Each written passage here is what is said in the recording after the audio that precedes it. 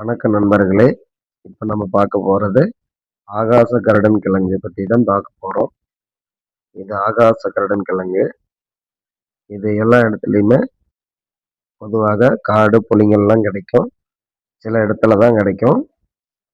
இதை எடுத்து தண்ணியில கழுவிட்டு கிழங்க வீட்டு வாசப்படியில அப்படியே சனி மூலை சைடுல கட்டி தொங்க விட்டோம்னா அது இயற்கையாகவே காற்றுல அந்த சத்துக்களை உறிஞ்சி அந்த கிழங்கு இயற்கையாகவே வளரும்.